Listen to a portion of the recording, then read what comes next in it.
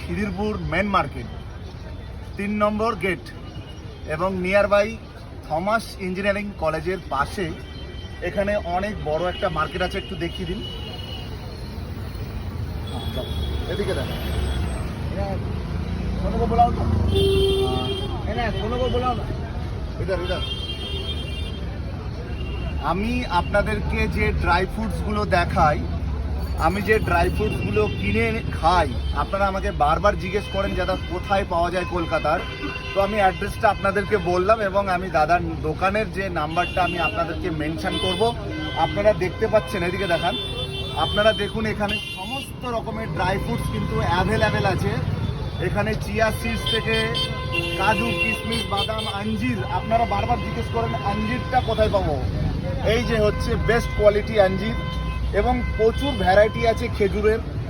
আপনারা এটাও দেখতে পাচ্ছেন, আখরোট একদম এখানে দেখুন প্রচুর পরিমাণে অ্যাভেলেবেল সমস্ত কিছু ড্রাই ফ্রুটস। আপনারা যদি নিতে চান, কিনতে চান, সমস্ত রকমের যত ড্রাই ফ্রুটস আপনাদের যে সমস্ত ভাই ও বোনেরা এক্সারসাইজ করছো, যা ফোর্সে আসার জন্য বা জিম করছো, যারা আমাকে বারবার করে বলো যে দাদা আমরা ড্রাই ফ্রুটস নেবো এবং কোথা থেকে, এবং ভালো এবং কম পয়সার মধ্যে এবং অথেন্টিক যদি তোমরা নিতে চাও, তাহলে অবশ্যই কিন্তু এই খিদিরপুর এই মার্কেটটা আপনারা দাদা অ্যাড্রেসটা বলে দিন আপনি। 3 নম্বর বাস স্ট্যান্ড, সেন্ট থমাস স্কুলের পাশে। সেন্ট থমাস স্কুলের পাশে খিদিরপুর সেন্ট থমাস স্কুলের পাশে 3 নম্বর বাস স্ট্যান্ড। 3 নম্বর বাস স্ট্যান্ডের কাছে আপনারা যে ফলের দোকানগুলো পাস করে এলেই আপনারা কিন্তু দাদার দোকান দেখতে পাবেন। দেখুন কত সুন্দর আঞ্জিরগুলো, দেখুন প্রত্যেকটা বেস্ট কোয়ালিটি, খেজুর থেকে অ্যাভেলেবেল থেকে শুরু করে সমস্ত কিছু একবার দেখিয়ে দিন আপনারা। সমস্ত ড্রাই ফ্রুটসগুলো দেখুন,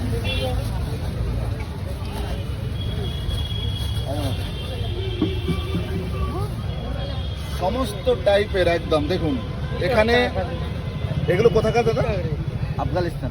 আফগানিস্তানের। এখানে কিন্তু সমস্ত কিছু পেয়ে যাবেন, এই দেখুন, এবং খুব বাইরের থেকে অনেকটাই কম রেট আছে, তাই তো?